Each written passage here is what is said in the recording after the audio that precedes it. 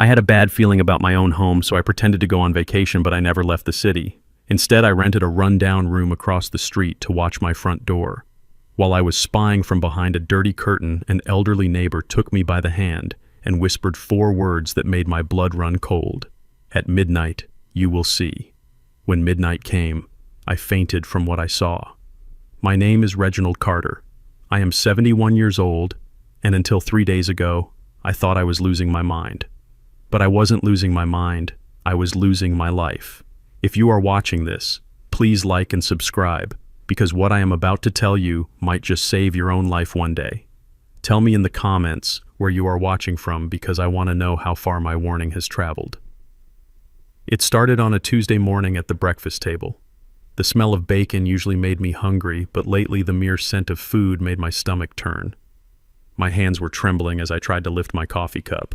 I had been a structural engineer for 40 years, building bridges that could withstand hurricanes, yet now I could barely hold a ceramic mug without spilling. Blake, my son-in-law, walked into the dining room. He did not say good morning. He never really looked me in the eye. He looked through me like I was a piece of old furniture he wanted to throw out but couldn't lift. He tossed a blue envelope onto the mahogany table. It slid across the polished wood and stopped right next to my trembling hand. "You are going to Florida tomorrow, Pop." He didn't ask. He didn't suggest. He ordered. I looked up at him. Blake was 38 years old, white, with that confident smile of a man who has never had to work for anything in his life. He called himself an entrepreneur, but in 5 years of marriage to my daughter Nia, I had never seen him actually work. He just spent. He spent Nia's salary, and lately he had been spending my patience. "Florida," I asked, my voice sounding weak and raspy. "Why would I go to Florida?" "Because you need rest," Blake said, pouring himself a glass of orange juice from my refrigerator. "Dr. Evans said your little stroke last week was a warning sign. The humidity will be good for your joints. I booked you into a nice assisted living resort. One-way ticket. First class." I looked at the ticket. One way. He wasn't sending me on vacation. He was shipping me out. I looked at Nia. My beautiful daughter sat across from me, staring into her bowl of oatmeal. She wouldn't look at me. She knew. She knew this was an eviction, not a vacation. "Nia," I said softly, "do you agree with this?" She flinched. It was a small movement, but I saw it. She finally looked up and her eyes were filled with tears she was trying to hold back. "Daddy, it is for your own good," she said, but her voice sounded rehearsed, like lines from a bad play. "Blake says you need professional care. We can't watch you 24/7. "You are getting confused, Daddy. You forgot to turn off the stove yesterday." I hadn't forgotten. I knew I hadn't. I had been an engineer. Precision was my life. But lately things were happening. Keys going missing, the stove being left on, my wallet appearing in the refrigerator, and this sickness.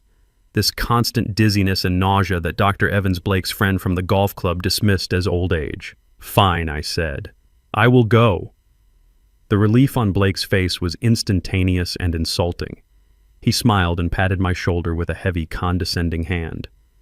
"That is a good boy, Pop. You pack your bags. The car will be here at 8 a.m. I went to my room, but I didn't pack for Florida. I packed for a war.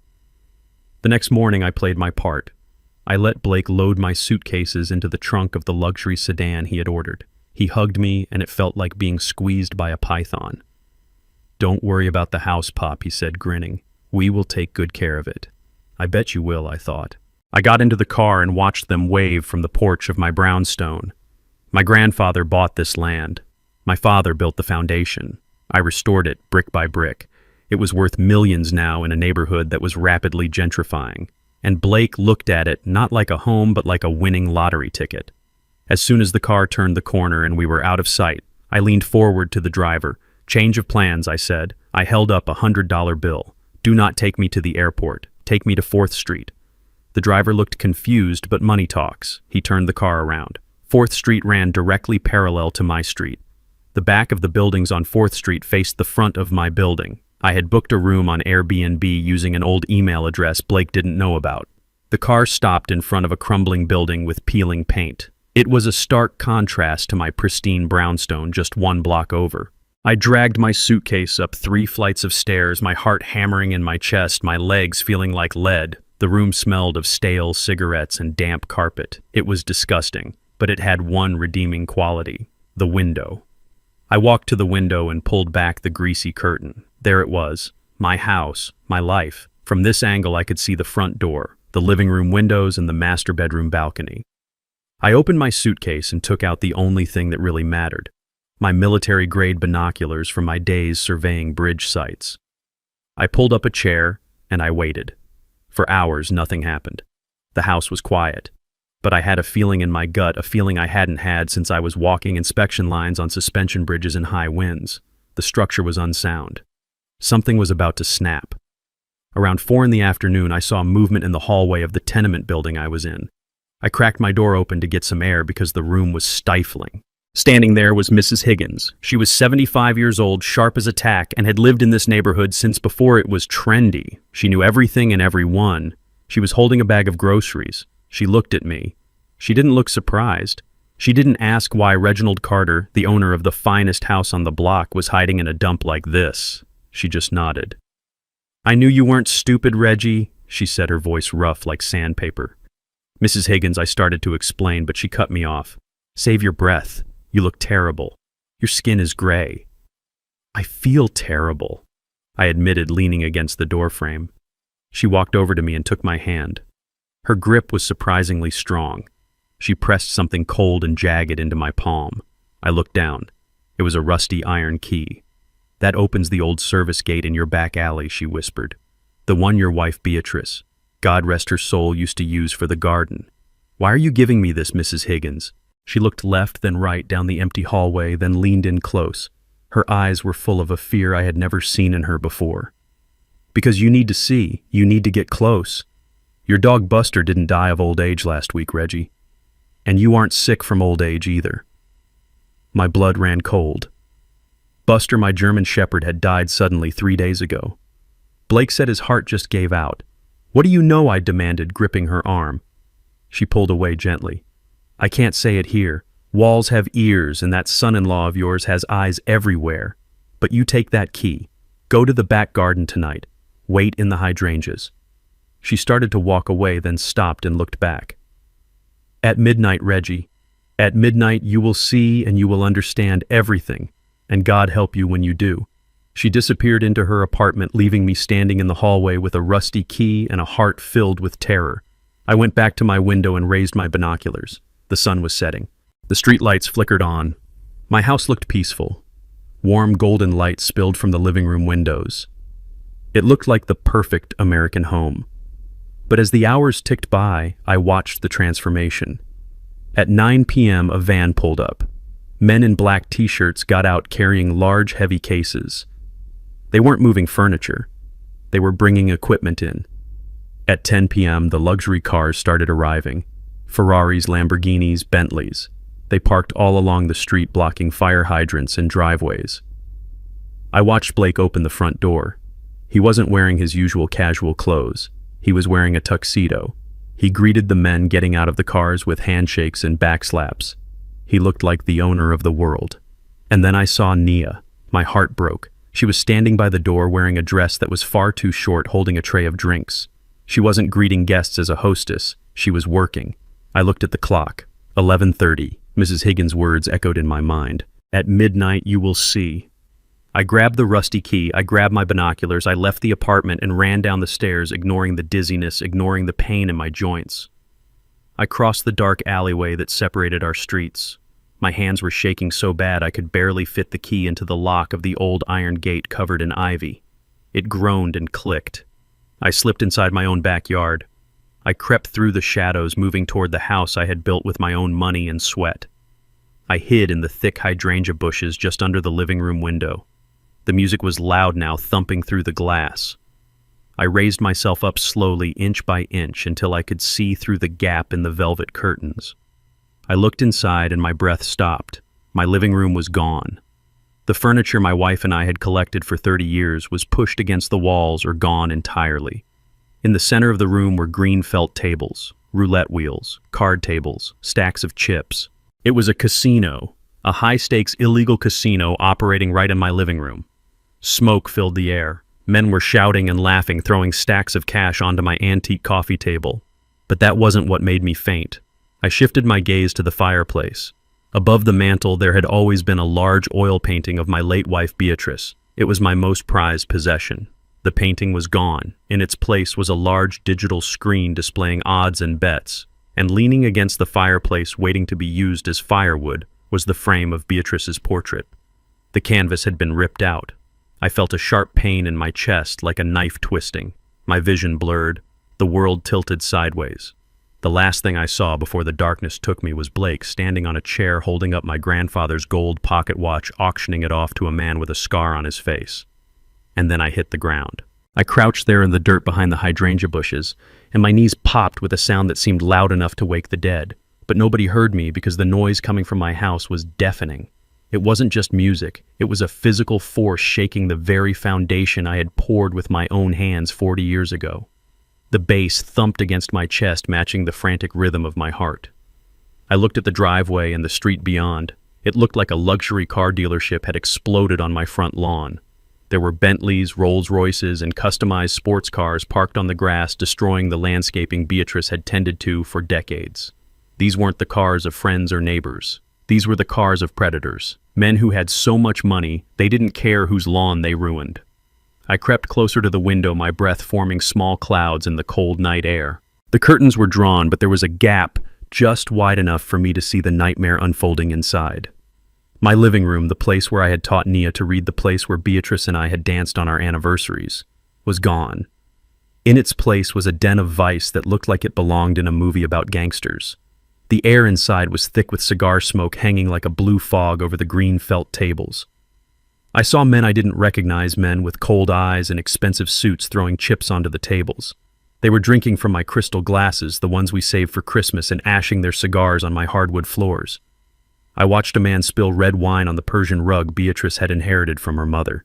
He didn't even look down, he just laughed and kept betting. The disrespect was physical. It felt like they were spitting on my life. I wanted to scream, I wanted to break the glass and storm in there, but my body wouldn't move. I was frozen by the sheer magnitude of the violation. This wasn't a party. This was an invasion. And the general leading the charge was the man I had welcomed into my family. I shifted my position, trying to get a better view of the fireplace, and what I saw next nearly stopped my heart completely. The portrait of Beatrice. My beautiful Beatrice. It wasn't just gone from the wall. It was lying in the fireplace. They hadn't lit the fire yet, but the canvas was torn right down the middle of her face. It looked like someone had put a foot through it.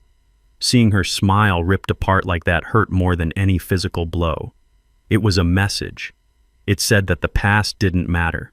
It said that respect for the dead didn't exist in this house anymore. Then I saw Blake. He wasn't just hosting. He was performing.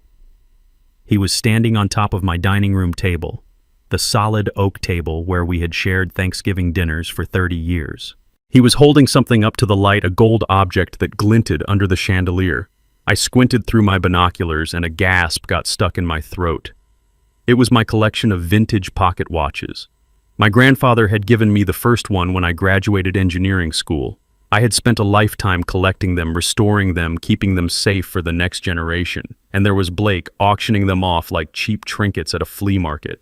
I could see his mouth moving fast, shouting numbers, whipping the crowd of gamblers into a frenzy. A man in the front row threw a stack of cash at Blake's feet, and Blake kicked the money into a pile, laughing like a maniac. He tossed my grandfather's watch to the man who caught it carelessly and shoved it into his pocket without even looking at the craftsmanship.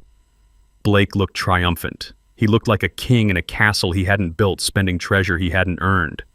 He was selling my legacy piece by piece to pay for his ego. But the worst was yet to come. I saw movement near the kitchen door and my eyes shifted. A woman walked out carrying a tray of high-end liquor bottles. For a second, I didn't recognize her. She was wearing a dress so short it barely covered her hips, a skimpy red thing that looked cheap and degrading. She had heavy makeup on, trying to hide the exhaustion in her eyes. It was Nia, my daughter, the girl I had put through college, the woman who was a qualified architect.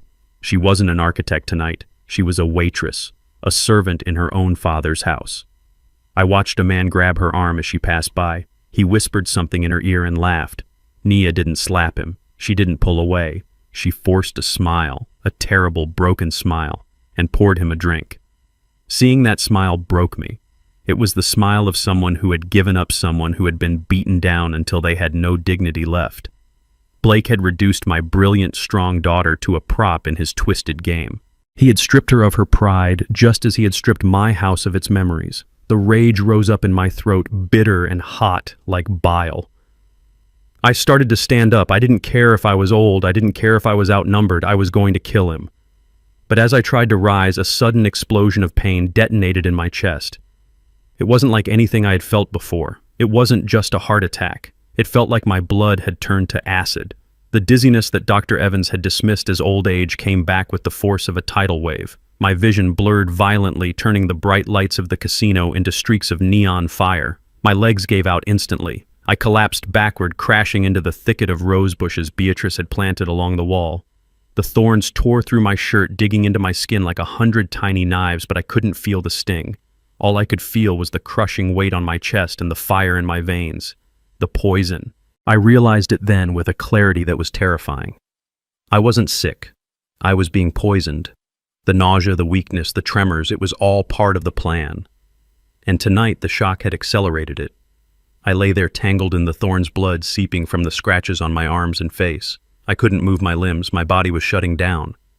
But my eyes refused to close. They were locked on that window, staring into the hell that my home had become. I could still see Blake laughing on the table. I could still see Nia's dead smile. I tried to shout, but only a gurgle of blood and saliva came out. I was dying in the dirt outside my own house while the man who killed me sold my life to strangers. The darkness began to creep in from the edges of my vision, but I fought it. I had to see. I had to remember. Because if I survived this, I would make sure he paid for every single thing he had broken tonight. I woke up gasping for air like a man surfacing from a deep dive. My chest felt bruised and heavy, and my head was pounding with a rhythm that matched the ticking clock on the wall. I wasn't in the dirt anymore. I was lying on a floral sofa that smelled of lavender and old dust. Mrs. Higgins was sitting in her rocking chair watching me with eyes that had seen too much history to be surprised by cruelty. She didn't ask how I felt. Instead, she reached into her apron pocket and tossed a small amber glass bottle onto the coffee table. It spun and stopped right in front of my face.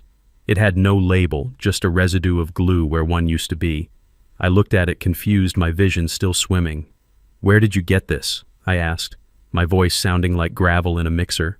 "I pulled it out of your kitchen trash 2 days ago," she said, her voice calm and terrifying. "I saw that son-in-law of yours scraping the label off before he threw it away deep in the bin. I didn't think much of it until I saw you shaking like a leaf in the hallway yesterday. It is arsenic, Reggie. Low dose. Enough to make your hands shake so bad you can't sign a check.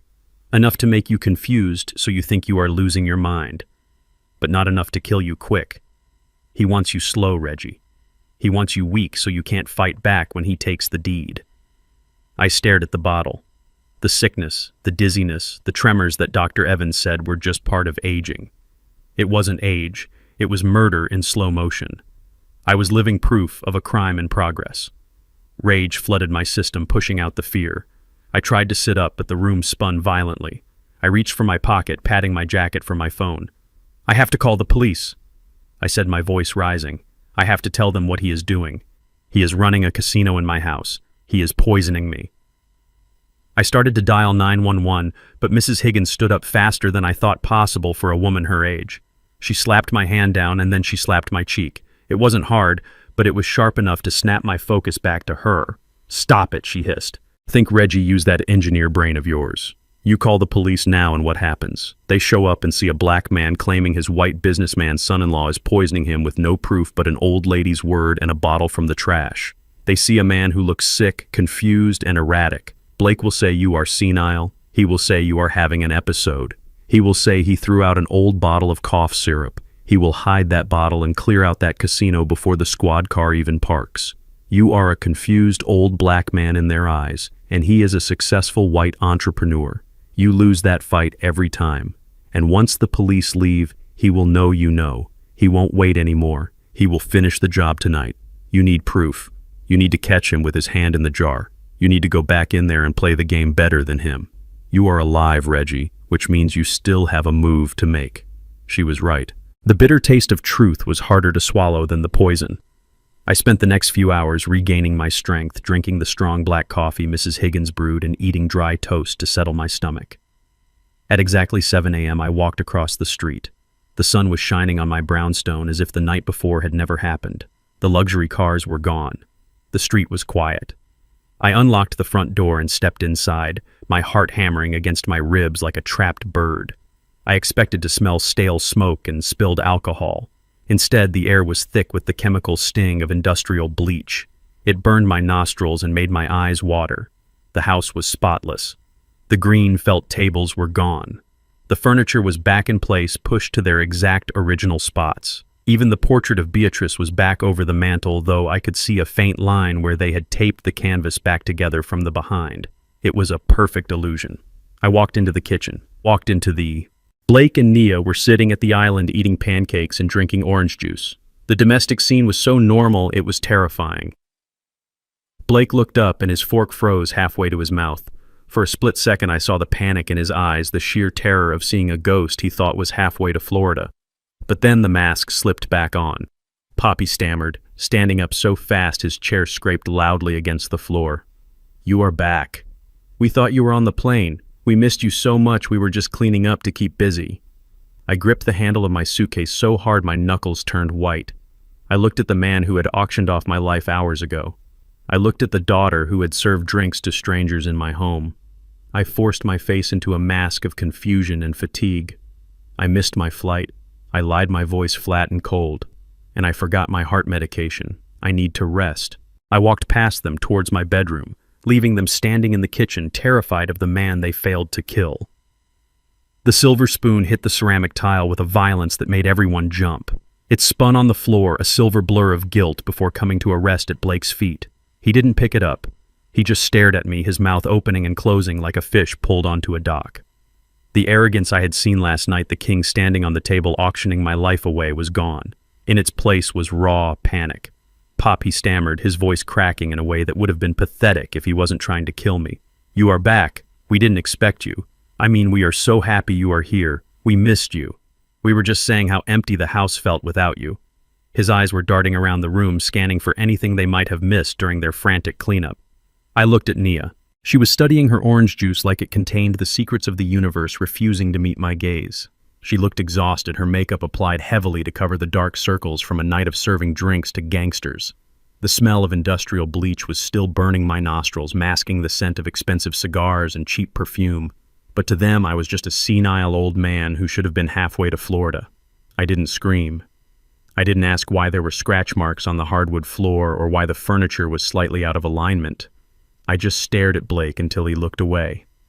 "I forgot my heart medication," I said. My voice was flat, cold, and empty of any fatherly warmth. It was the only lie I could think of that would justify my return and reinforce their belief that I was weak. Blake let out a breath he had been holding. Oh, right. Of course, Pop. Your heart. We wouldn't want you to be without that. We were just cleaning up. Deep cleaning. You know how dust settles in these old places?" He was sweating. I could see the beads forming on his upper lip. He was terrified that I had seen something, but he was trying to convince himself that I was just a confused old man who turned the taxi around. I didn't give him the satisfaction of a response. I walked past him, my shoulder brushing against his arm. He flinched as if he expected me to strike him. I wanted to. God knows I wanted to wrap my hands around his neck and squeeze until the truth came out. But I kept walking. I had to see the damage. I had to see what else they had taken from me. I walked down the hallway and my legs felt heavy, not from age, but from the burden of carrying this hatred. The hallway looked normal to a stranger, but I built this house. I knew every inch of it. I knew how the floorboards creaked and how the light hit the walls. The family photos on the wall were tilted just a fraction of a degree to the left. They had been taken down and put back up in a hurry. I reached my bedroom door.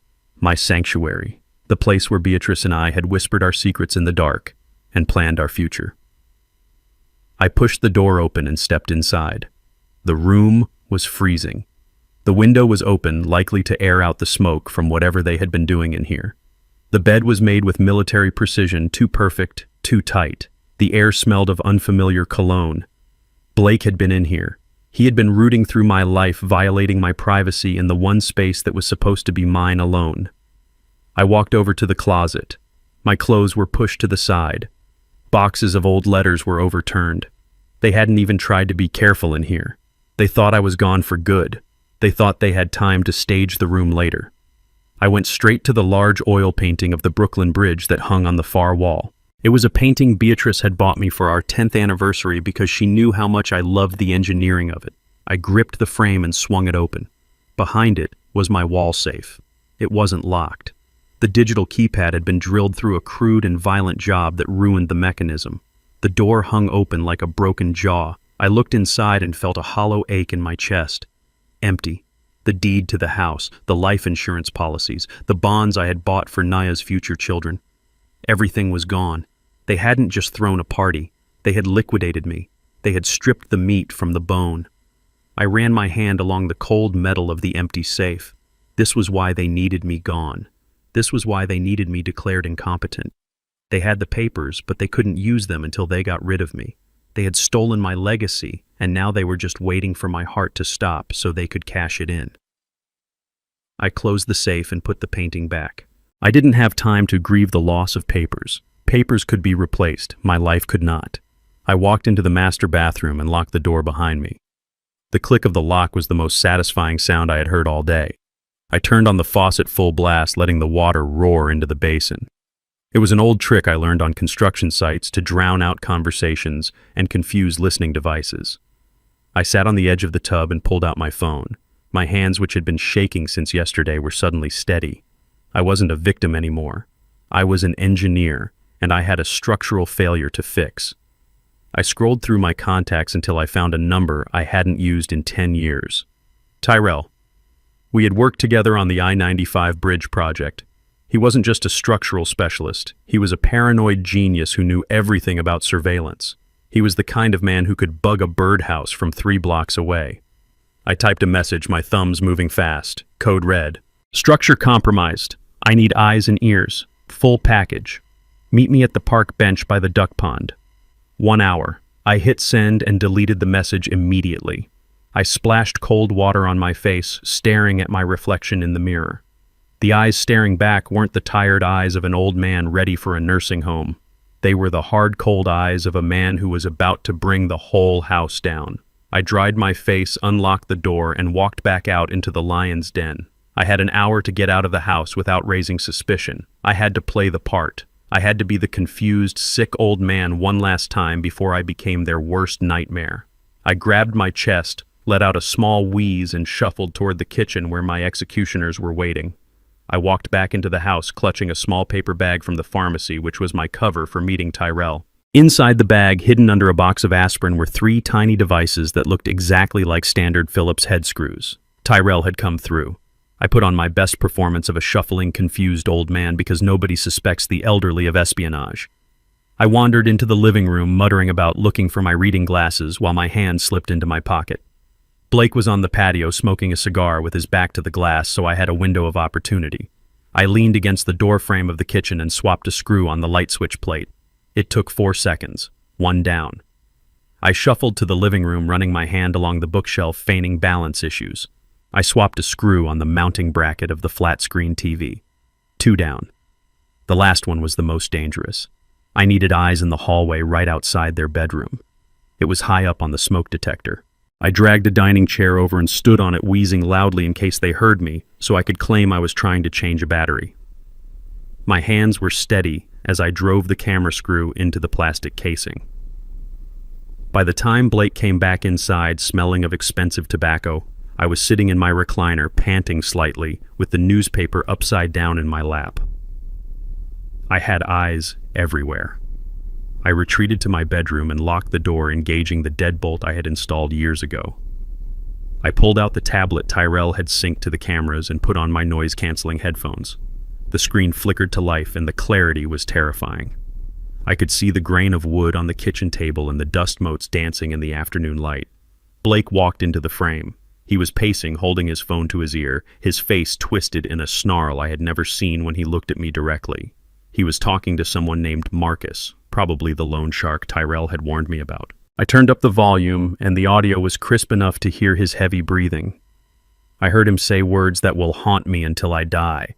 "This old black man is tough like leather." He hissed into the phone using a slur that made my fist clench automatically. I thought he was on the plane, but he came back like a bad penny. "No, I cannot sell the house yet. I need his signature or a death certificate. Don't worry, Marcus, I am increasing the dose starting tonight. He won't survive the week." I gripped the edge of my desk so hard the wood groaned. He wasn't just talking about money, he was talking about extermination. Blake continued, his voice dropping to a conspiratorial whisper that made my skin crawl. "Once his brain turns to mush, I am dumping him in that state-run facility in the Glades, the one with the rat problem and the health code violations. It is the cheapest one in the state. He won't last a month there." He laughed. It was a dry, cruel sound. He looked right at the camera I had installed in the light switch, unknowingly staring into the eyes of the man he planned to murder. Then Naya walked into the kitchen. My heart leaped for a second. I wanted her to scream at him. I wanted her to call the police. I wanted my little girl to defend her father against this monster. Blake hung up the phone and looked at her. He told her everything. He told her about the increased poison, about the nursing home, about the timeline. I waited for her outrage. I waited for her to slap him. Instead, she just sighed and leaned against the counter looking tired. "Blake, honey," she said, her voice soft and pleading. "Just please be gentle with him. Do it fast. I do not want Daddy to be in pain. I just want him gone so we can finally start our lives. I do not want to watch him suffer. I just want him out of the way." I ripped the headphones off my head and threw them onto the bed. I couldn't breathe. It wasn't the poison this time. It was the knife in my back. My daughter.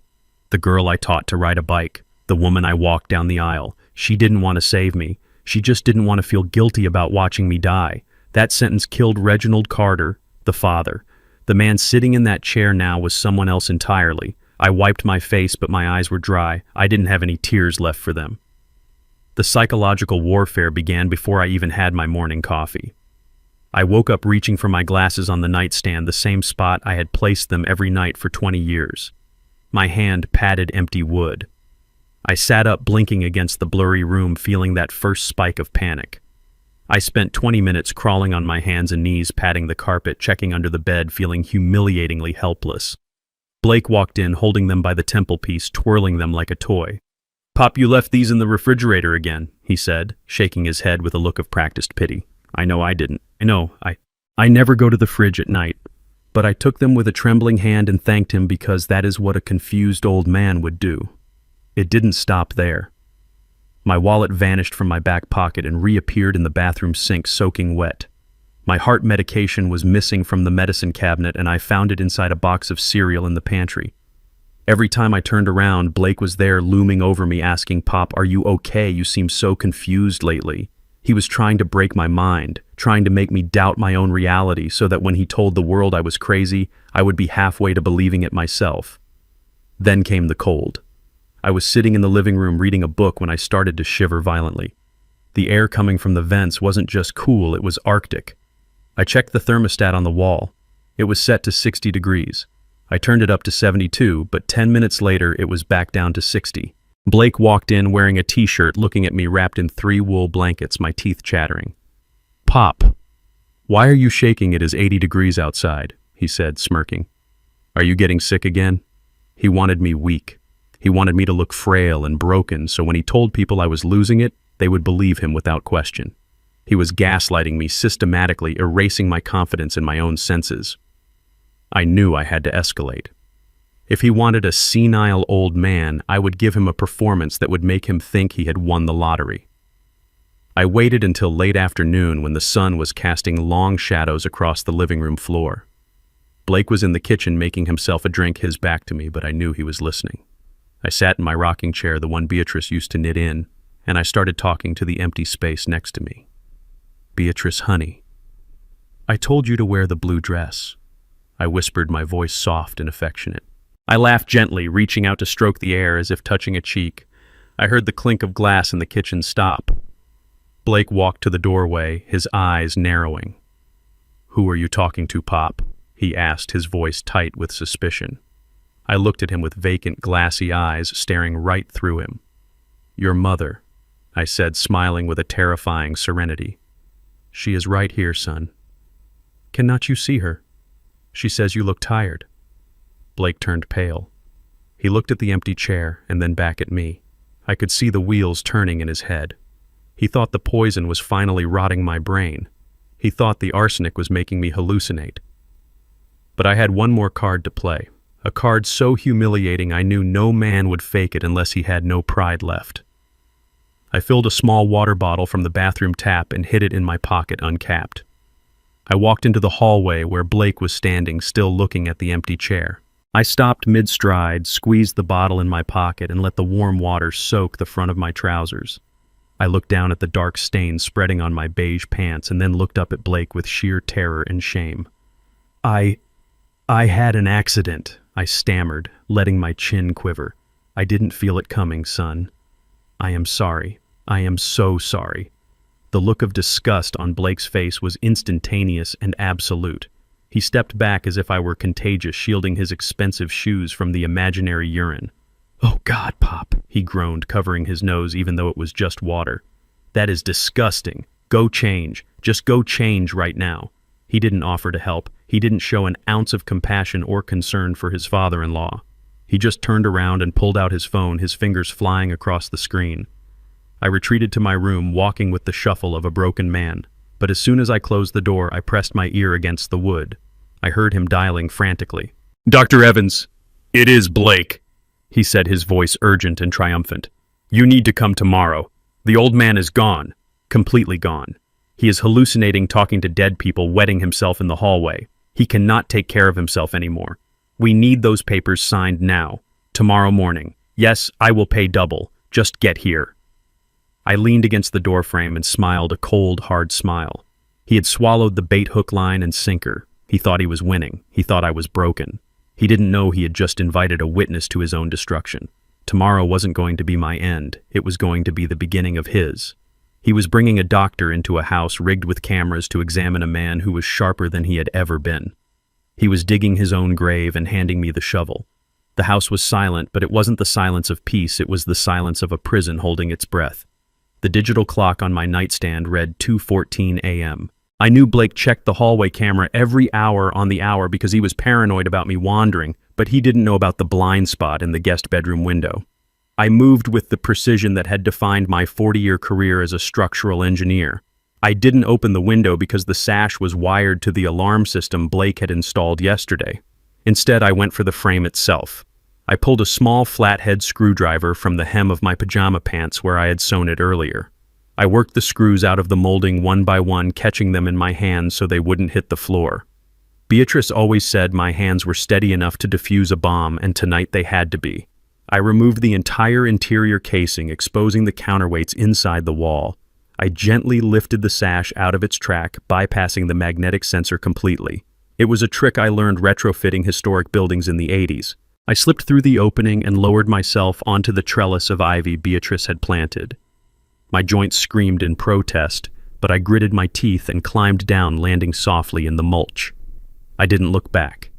I moved through the shadows of the alley, avoiding the streetlights until I reached the main avenue where I hailed a night cab.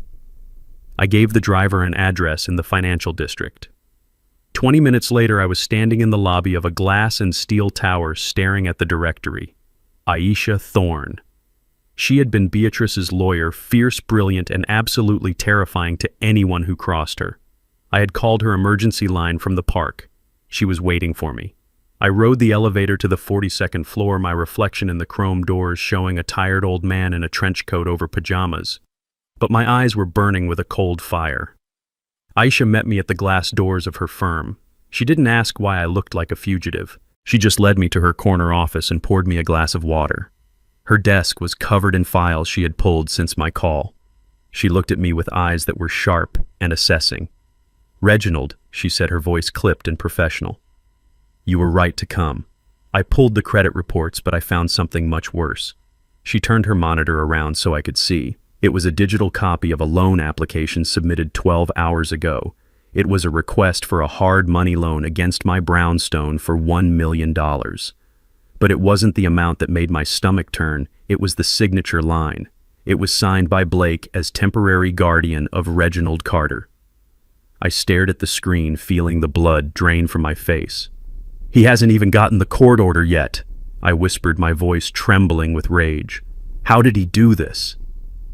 Aisha tapped a document on the screen. "He filed an emergency ex parte motion this afternoon, claiming you are an immediate danger to yourself and others. He included a sworn affidavit from a Dr. Evans stating you are in the advanced stages of dementia and require secure facility placement. Based on that affidavit, the bank pre-approved the loan pending the final judge's signature tomorrow morning. He is leveraging your life, Reginald. He is cashing you out before you are even dead." The level of betrayal was physical. It felt like a punch to the gut. He wasn't just stealing my money, he was stealing my identity, my autonomy, my very right to exist as a competent human being. He had reduced a lifetime of hard work and intelligence to a rubber stamp on a loan document. He was going to take the house my father paid for with sweat and blood and turn it into gambling chips. Aisha looked at me, her expression hardening. "We can stop the loan," she said. "I can file an injunction right now, but that tips our hand. If we stop the money, he will know you are lucid. He will know you are fighting back." I shook my head slowly. "No. Let him think he has won. I want him to walk into that bank tomorrow thinking he is the king of the world. I want to see the look on his face when the floor drops out." Just then, the burner phone I had bought from Mrs. Higgins buzzed in my pocket. The sound was loud in the quiet office. I pulled it out. It was Dr. Vance, my real doctor, the one I had snuck out to see yesterday for the blood work. I put it on speakerphone. "Reginald, are you safe?" Dr. Vance asked, his voice tight with urgency. "I am safe," I said. "I am with my lawyer." "Good, because you need to be. The toxicology report just came back from the lab. I had them run it twice because I didn't believe the numbers. You have extremely high levels of arsenic in your blood, Reginald.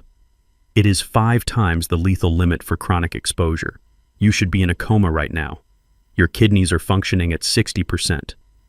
This isn't accidental ingestion from bad water or food.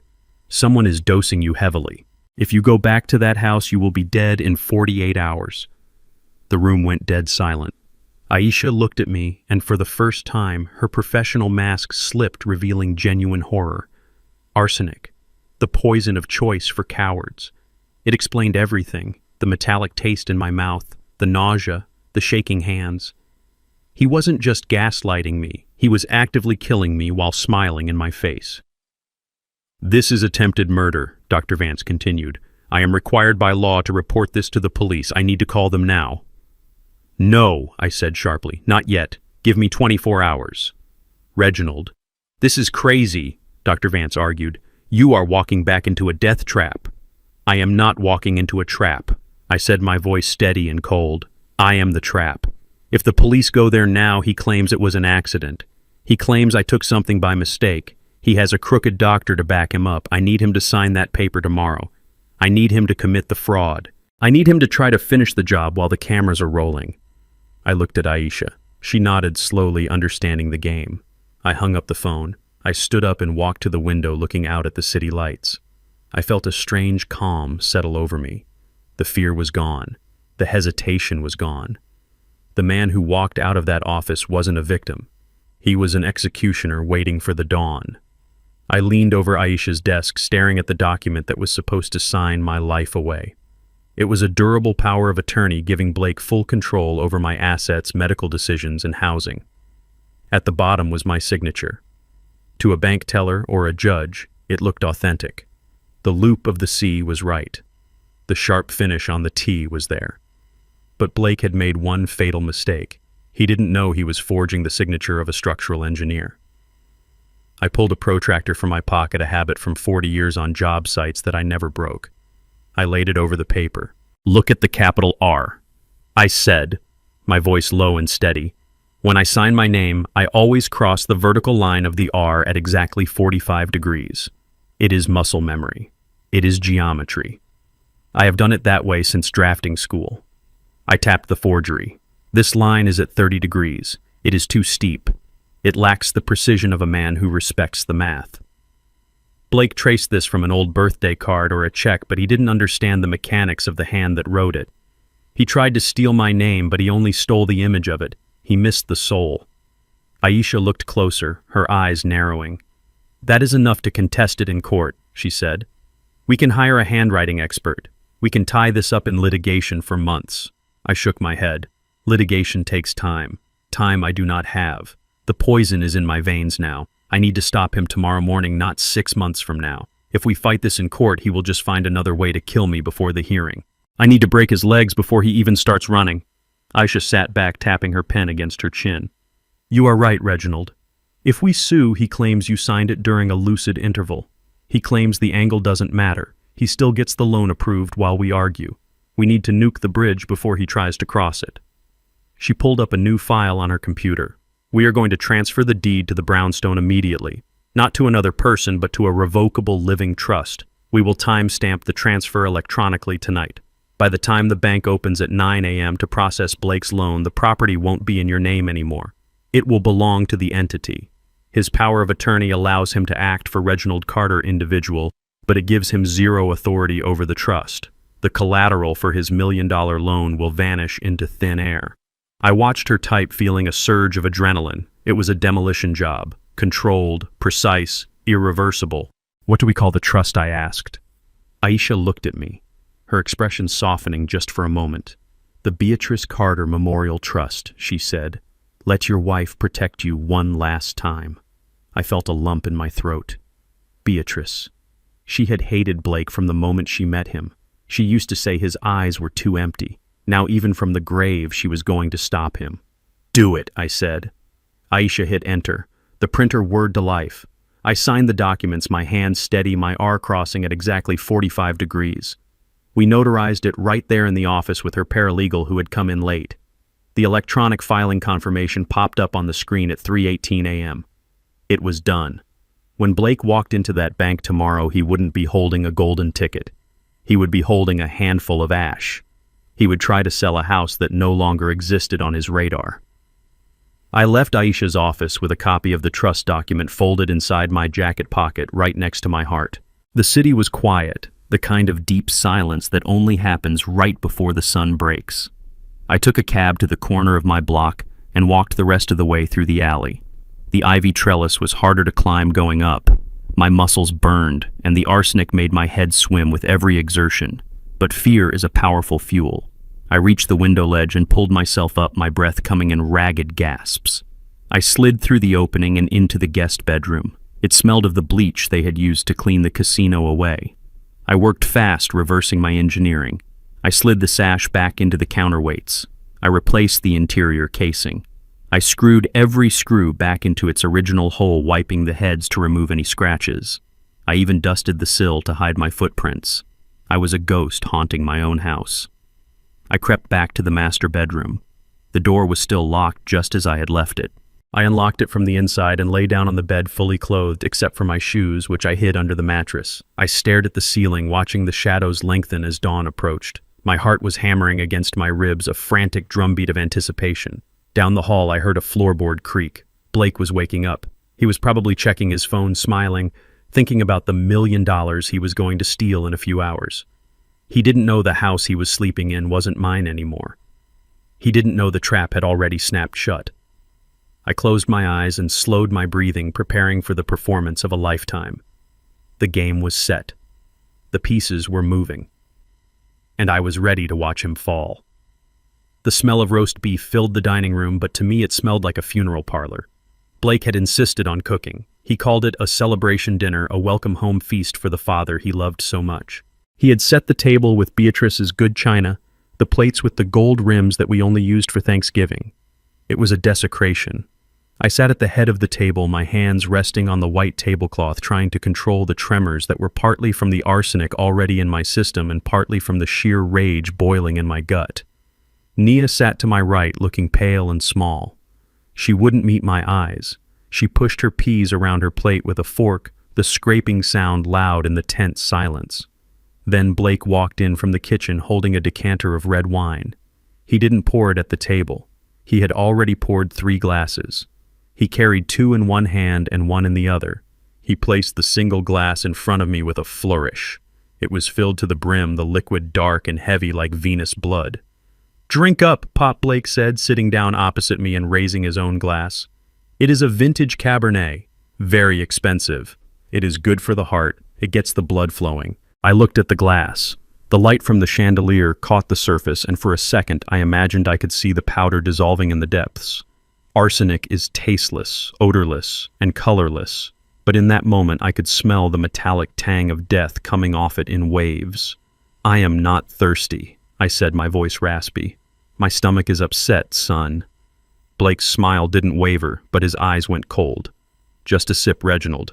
It will help you relax. You have been so tense since you got back. Dr. Evans said red wine is a natural vasodilator.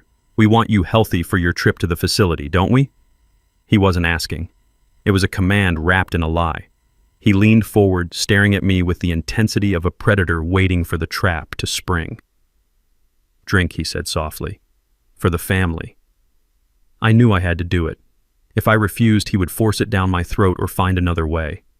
I had to make him believe he had won. I reached out my hand, shaking intentionally more than necessary, and wrapped my fingers around the stem. "To family," I whispered. I lifted the glass to my lips. I tilted my head back. I let the liquid flow into my mouth, but I clamped my throat shut. I held the poison in my cheeks, feeling the burn of the alcohol. I lowered the glass and immediately grabbed the thick linen napkin I had prepared. I had sewn a layer of absorbent terry cloth inside it earlier that afternoon. I pressed the napkin to my mouth and coughed violently, a hacking, convulsive sound that shook my whole body.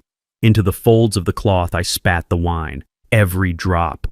I wiped my mouth aggressively, masking the action as cleaning up spittle. I shoved the damp, stained napkin into my jacket pocket and grabbed the clean one from the table to replace it. Blake didn't notice. He was too busy watching my face, waiting for the signs. I gave them to him. I let my fork clatter onto the china. I gripped the edge of the table, my knuckles turning white. I started to hyperventilate, gasping for air like a fish on a deck. "Pop," Nia said, her voice trembling. "Daddy, are you okay?" I didn't answer. I let my eyes roll back into my head, showing the whites. I let my body go rigid, then started to spasm uncontrollably. My arm flailed out, knocking the wine glass over. The red liquid spread across the white tablecloth, staining it like a fresh wound. It dripped onto the floor with a steady tap, tap, tap. I slid out of the chair, crashing onto the hardwood floor. I writhed for a moment, kicking my legs, and then I went still. I lay on my back, my mouth slightly open, my eyes staring unseeingly at the ceiling. I held my breath, shallowing it out until my chest barely moved. I waited for the frantic call to 911. I waited for the panic. I waited for my daughter to scream for help. The room went silent. The only sound was the dripping wine. Then I heard the scrape of a chair. Footsteps approached me. They were heavy, confident footsteps. Blake stood directly over me. I could see the toes of his Italian leather shoes inches from my face. He didn't kneel. He didn't check for a pulse. He didn't check to see if I was choking. He chuckled. It was a low, dry sound devoid of any humanity. Finally, he said, "That batch was strong." He nudged my leg with his foot like he was checking a dead raccoon on the side of the road. "I think he is gone, or close enough. The brain damage from a seizure this bad will be permanent. He will be a vegetable by morning." I lay there frozen, screaming inside my own mind. He wasn't scared. He was relieved. He had just watched a man collapse, and his only reaction was to calculate the timeline.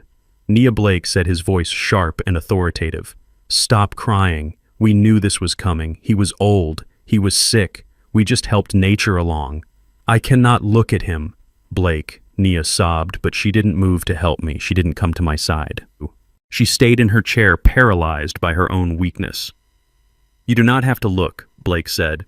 "Just go get the folder from the study, the one with the admission forms. We need to have everything ready for the paramedics when we call them in the morning. We will say we found him like this. Rigor will set in by then, but Dr. Evans will sign off on the time of death. We are clear. Wait until morning." They were going to leave me on the floor all night. They were going to let me die slowly while they slept upstairs. "Go," Blake ordered. "Pack his bag. We are shipping him out at dawn. Alive or dead, he leaves this house tomorrow." I heard Nia's chair scrape. I heard her footsteps retreating, running up the stairs, away from the guilt, away from her father. She didn't look back. She left me there. Blake lingered for a moment longer. He leaned down and whispered to my unmoving face. "You should have stayed on the plane, Reggie. You could have died in the sun. Now you die on the floor. He stood up, turned off the lights, and walked out of the room whistling. I lay in the dark, listening to him climb the stairs, listening to the house settle around me. My heart was breaking not from the poison, but from the truth. My family wasn't just flawed. They were evil. And as I lay there on the cold wood, soaking in the silence, I made a promise to the darkness. They wanted a body. Tomorrow morning I would give them one, but it wouldn't be the one they expected. The morning sun hit my face like a spotlight, but I kept my eyes half closed, letting my head loll to the side against the cold leather of the car seat. Blake was driving fast, weaving through traffic with the desperation of a man running out of time. He had dragged me out of bed at 6 a.m., dressing me like a rag doll in a suit that hung loosely on my frame because of the weight I had lost from the poison. I didn't resist. I let my limbs hang heavy. I let a line of drool escape the corner of my mouth. I was giving him exactly what he wanted to see, a broken, empty shell of a man. We pulled up to a nondescript office building downtown, the kind with tinted windows and no name on the door. This wasn't my lawyer's office. It was a place where money changed hands in the dark. Blake hauled me out of the car, gripping my arm so hard I knew it would leave bruises. He practically carried me into the lobby, his breath coming in short, agitated puffs. We went into a small conference room that smelled of stale coffee and toner ink. A woman sat behind a large mahogany table. Her nameplate read, Ms. Perkins, Notary Public. She looked up and her eyes widened when she saw me. I made sure to stumble, dragging my left foot as if the stroke Blake had invented was real. I sank into the chair opposite her, letting my head drop forward onto my chest. Blake sat down next to me, radiating a nervous energy that made the air hum. He slid a stack of documents across the table. "We are in a bit of a hurry, Ms. Perkins," he said, flashing a charming smile that didn't reach his predatory eyes. "My father-in-law is not feeling well today, but we need to get these loan documents finalized for his medical care. It is an emergency." Ms. Perkins looked at me, then back at Blake. She hesitated, holding her pen in midair. "Mr. Carter," she asked softly, "do you understand what you are signing today? This is a deed of trust transferring substantial equity." I let out a low moan and muttered something unintelligible about Beatrice and the garden. I saw Ms. Perkins wince. She looked at Blake with clear discomfort. "Sir, he doesn't seem lucid. I am not comfortable notarizing this without a medical certificate." Blake slammed his hand on the table just hard enough to startle her. "I have the power of attorney right here," he hissed, sliding another paper forward. "And here is the affidavit from Dr. Evans stating he is competent but physically frail.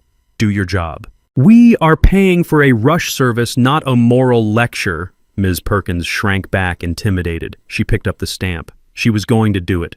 She was going to sign my life away because she was afraid of the white man in the expensive suit. Blake grabbed the pen and positioned it over the signature line. He looked at me with a mixture of disgust and triumph. "This is it, Reggie," he whispered so only I could hear. "Goodbye, Brownstone. Hello, nursing home." He pressed the tip of the pen to the paper. The ink started to bleed into the fiber.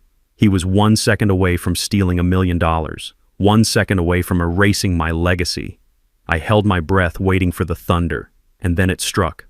Blake's phone rang. It wasn't a normal ringtone. It was the shrill priority alert he had set for his bank contacts. The sound sliced through the tension in the room like a knife. Blake froze.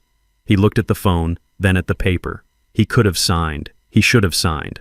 But greed makes men anxious. He snatched the phone up, thinking it was the confirmation of the funds transfer. He answered on speaker, his arrogance demanding an audience. "Mr. Henderson," he said, his voice smooth as silk, "I am just signing the final papers now. When can I expect the wire?" The voice on the other end was dry, cold, and professional. It filled the small room, bouncing off the walls. "Mr. Black, there will be no wire. We have halted the transaction." Blake's face went white. He laughed, a nervous, high-pitched sound. "What do you mean, halted? I have the power of attorney. The house is appraised at $2 million. The collateral is solid. The collateral does not exist," Mr. Black, the banker, replied. "We ran a final title check 3 minutes ago as per protocol. The property located at 412 Sterling Place is no longer owned by Reginald Carter." Time seemed to stop. I watched the blood drain from Blake's face, leaving him gray and sweating. He looked like a man who had stepped off a ledge expecting a staircase and found only air. "What are you talking about?" he screamed into the phone, forgetting Ms. Perkins entirely. "He has owned that house for 40 years. I have the deed right here in my hand." "You have an invalid deed, sir," the banker said, his voice dropping an octave. The records show that at 3:18 a.m. this morning, the title was transferred in its entirety to the Beatrice Carter Memorial Trust. Your power of attorney gives you control over Mr. Carter's personal assets, but it gives you zero authority over the trust. You are trying to leverage a property your father-in-law does not own. The loan is denied. Do not contact us again. The line went dead. The silence that followed was heavy, suffocating, and absolute. Ms. Perkins slowly pulled the documents back across the table out of Blake's reach. She looked at him not with fear this time, but with suspicion. Blake stood there, the phone still in his hand, the dial tone buzzing like a fly. He couldn't process it. He couldn't understand how a senile old man locked in a bedroom could move $1 million asset in the middle of the night. His brain was trying to solve an equation that had no solution because he was missing the variable of my intelligence.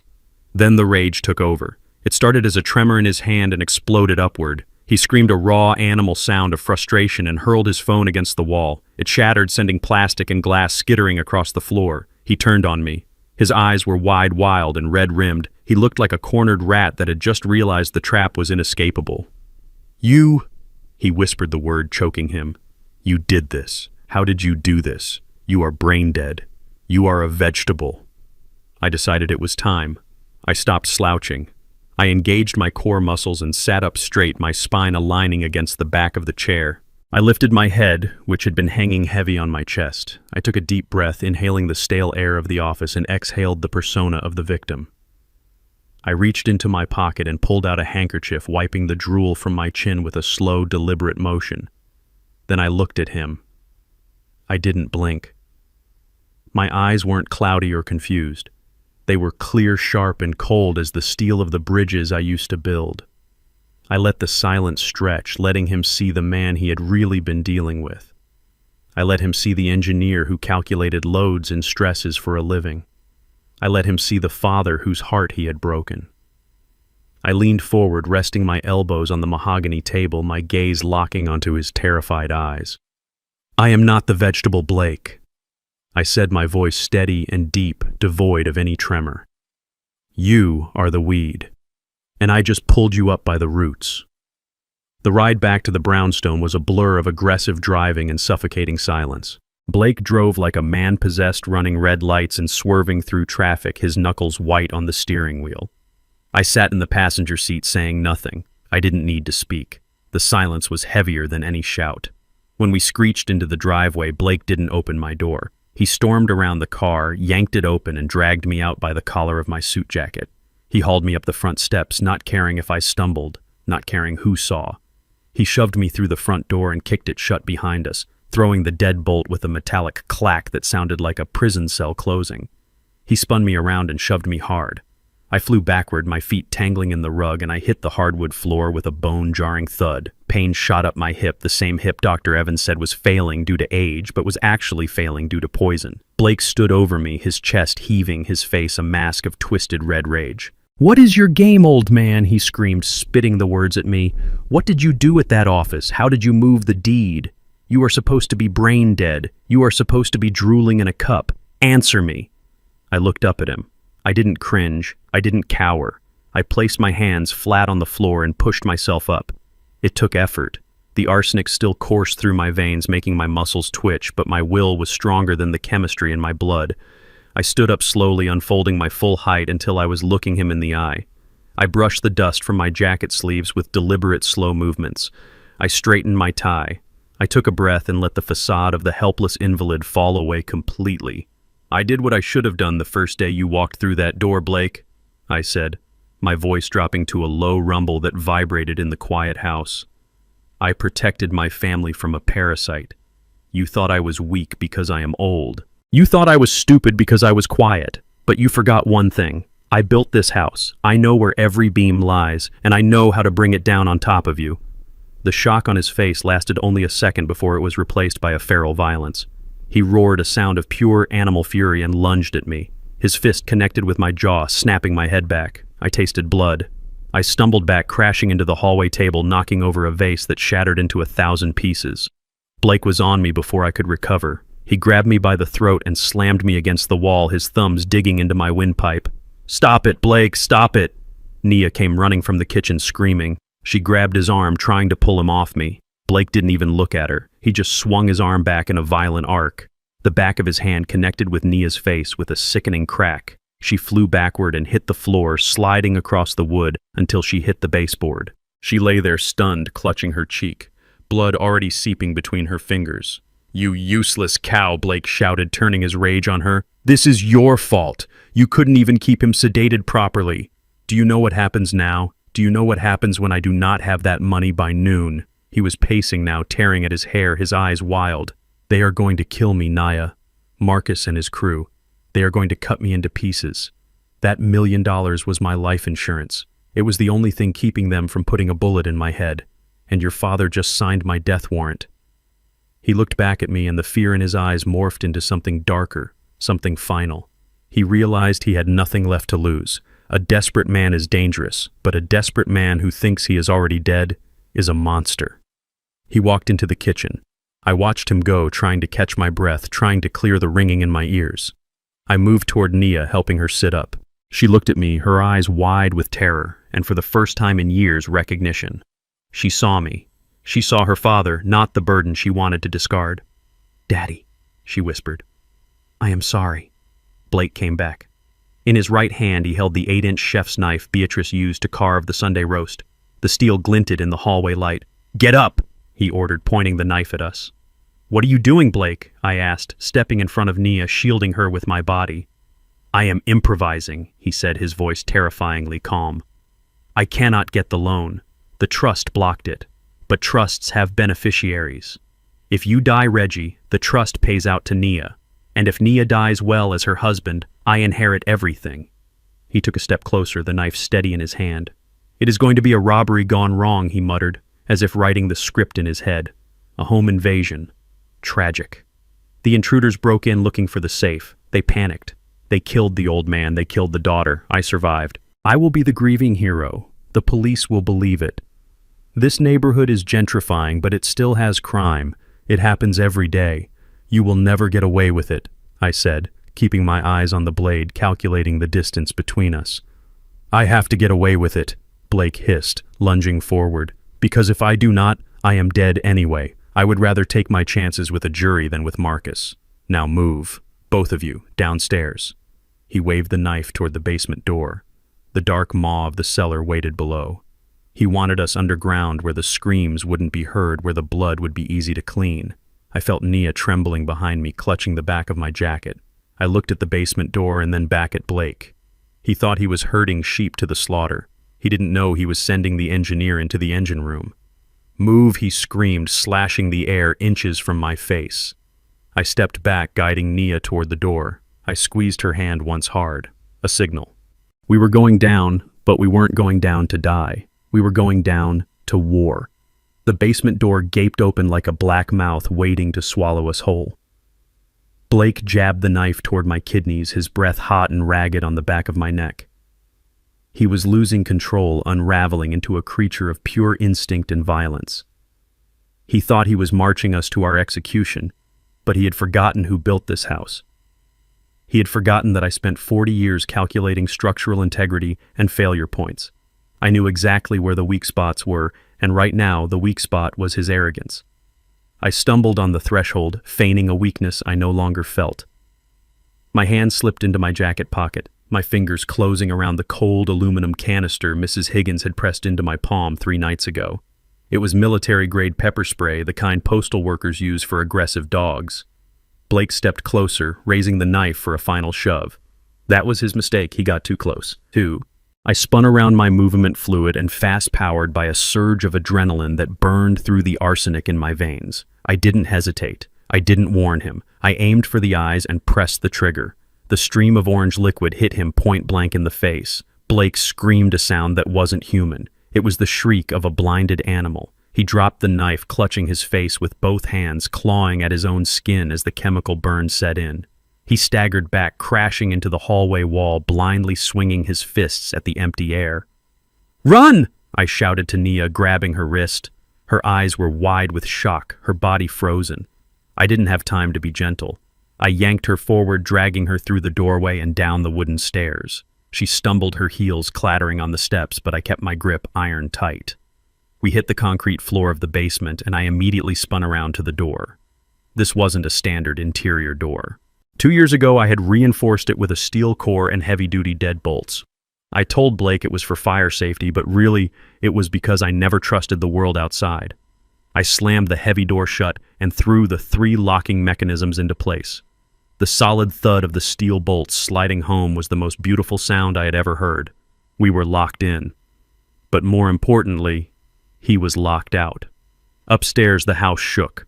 Blake had recovered enough to find the door. He threw his entire body weight against it, screaming obscenities that vibrated through the wood.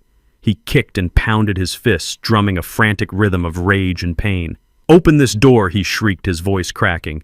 "Open it or I will burn this house down with you inside." I stood back, catching my breath, watching the door hold firm. I had installed the frame into the load-bearing studs. He could batter it all day. He wasn't getting in without a battering ram. Then the pounding stopped. For a moment there was silence, heavy and suffocating. Then I heard him pacing above us, his footsteps heavy and uneven. I heard him shouting, but not at us. He was on the phone. I moved to the ventilation duct that ran along the basement ceiling, knowing it carried sound from the kitchen directly down here. I gestured for Nia to be quiet. "Marcus," he was yelling, his voice trembling with a mix of agony from the pepper spray and sheer terror. "Get here. Now. Yes, I have them. They are trapped in the basement. No, I do not have the money. The bank fell through, but the old man has a safe down there. He has cash. I know he does. Just come. Bring the boys. Tear the place apart. I do not care. Just get me out of this." He hung up and kicked the door again. "Did you hear that, Reggie?" he shouted through the wood. "My friends are coming. They are not like me. They do not have patience. They are going to cut through this door, and when they do, I am going to let them have their way with you." He laughed, a broken, manic sound. "You think you are safe down there? You just dug your own grave. You are trapped like rats." I stepped away from the vent. He had called the wolves. Marcus was a name whispered in the neighborhood, a man who ran illegal gambling rings and broke legs for sport. Blake had just turned my home into a war zone. He had invited the devil to dinner because he didn't want to eat alone. Nia was huddled in the corner, sitting on a stack of old magazines. She was shaking violently, her hands covering her face. She looked small and broken, a shadow of the woman who had served drinks to gangsters just a few nights ago. "Daddy," she sobbed, rocking back and forth. "I am so sorry. I didn't know he would do this. I thought he just wanted the money. I didn't know he was a monster. Please forgive me. I was so scared. I just wanted us to be happy." I looked at her. My daughter. My flesh and blood. I remembered holding her when she was born, promising to protect her from the world. But looking at her now, I didn't feel that warm, protective instinct. I felt a cold detachment. She had watched me eat poisoned food. She had planned to put me in a home to rot. She was only sorry because the plan had failed. She was only crying because she was in danger. I walked past her without a word. I didn't touch her shoulder. I didn't offer a tissue. I didn't say it was okay because it wasn't okay. Some things cannot be fixed with a hug. Some betrayals break the mold so completely that the pieces can never fit back together. I went to the large oak wine cabinet against the far wall. It was filled with dusty bottles of vintage red wine that Beatrice had collected. Blake had never come down here because he had no taste for wine and no patience for dust. He didn't know that the cabinet was built on a false back. I reached behind the third row of Merlot and found the hidden latch. I pressed it, and the entire center section of the rack clicked and swung forward on silent hinges. Behind the wine was a control panel glowing with soft blue LED lights. It wasn't a safe. It was a command center. I had installed it 5 years ago after a string of break-ins in the neighborhood. It was a hardwired, silent alarm system, independent of the phone lines, independent of the Wi-Fi, powered by its own battery backup. Nia looked up, her eyes red and swollen. "What is that?" she whispered. "This is the end of the line, Nia," I said, my voice flat. I punched in a 6-digit code. The code was Beatrice's birthday. The screen flashed green. Signal sent. "This doesn't go to a security company call center in another state," I said, staring at the screen. "This goes directly to the personal cell phone of Sheriff Miller. We played poker together for 20 years. I fixed his roof after the hurricane. He knows that if this alarm trips, it isn't a glitch. It means I am dying." I turned back to Nia. "Blake called his friends. I called mine. Now we wait to see who gets here first. I sat down in my old workbench chair, picked up a heavy wrench and rested it on my knee, my eyes fixed on the steel door, waiting for the war to begin. The cavalry didn't arrive first, the vultures did. From my position in the basement, sitting on the workbench chair, I heard the screech of tires on the pavement outside, followed by the heavy slam of car doors.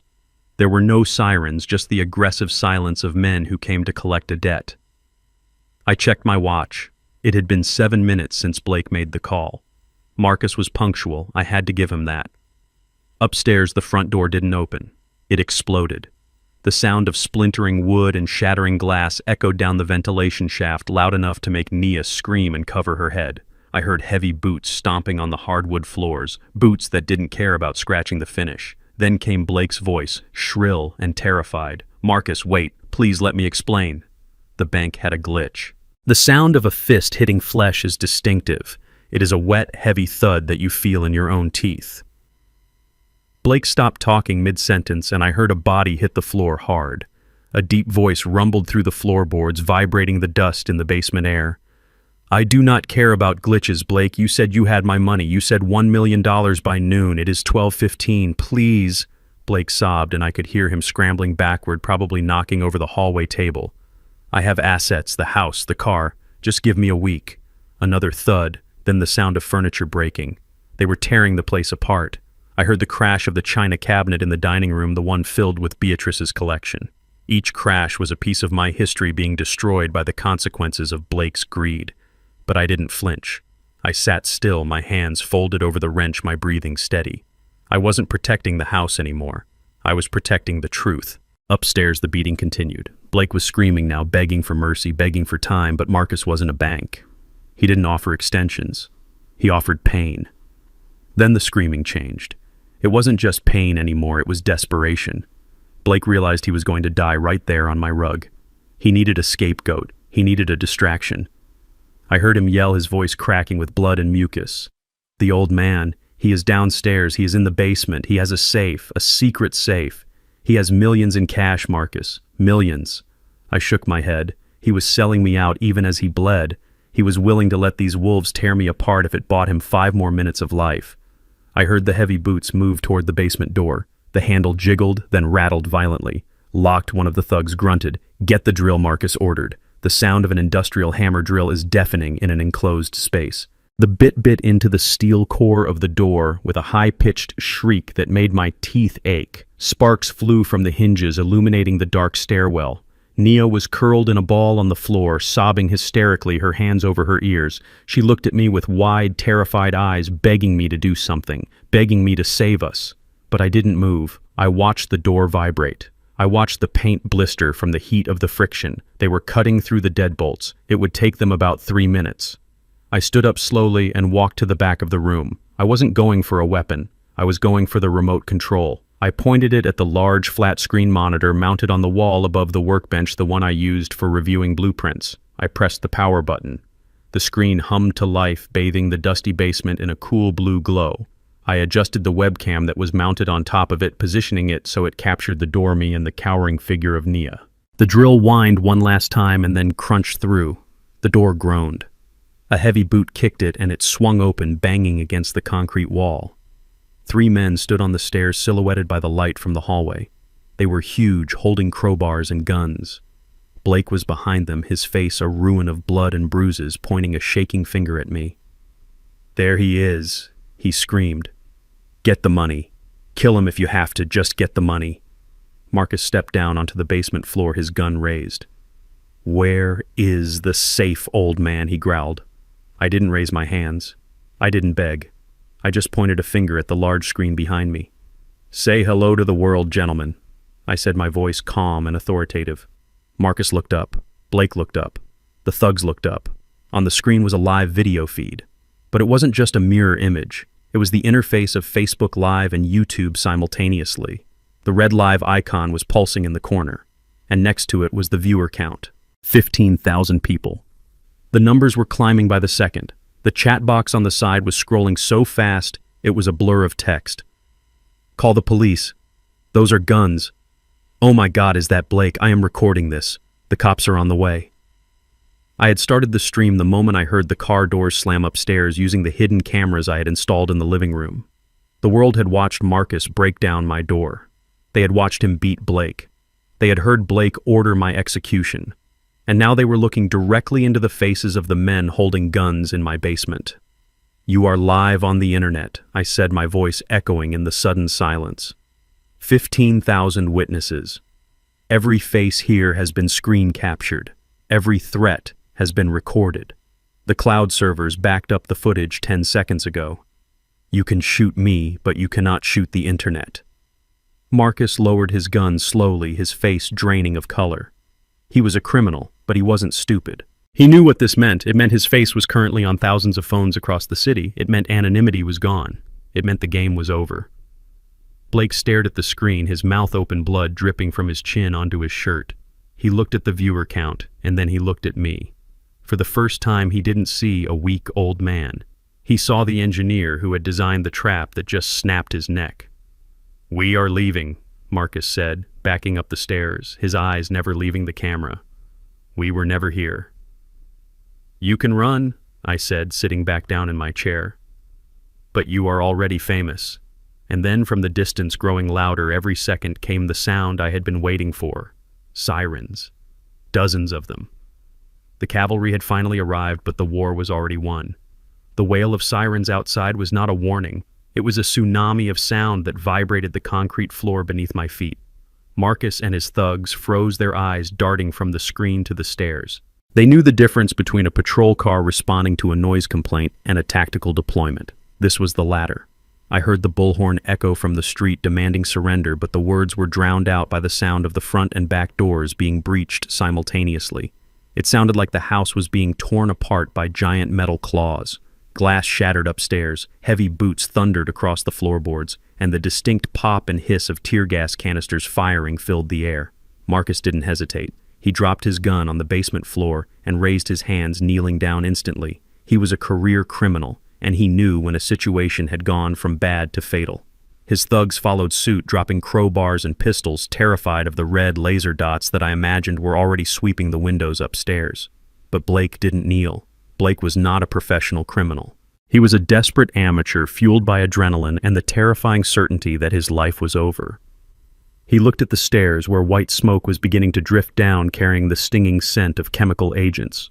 He looked at me sitting calmly in my chair, and then his gaze fell on Nia. The first SWAT officer appeared at the top of the stairs, clad in black armor, a rifle raised. "Police, get down on the ground!" he screamed, his voice distorted by a gas mask. Marcus and his crew lay flat.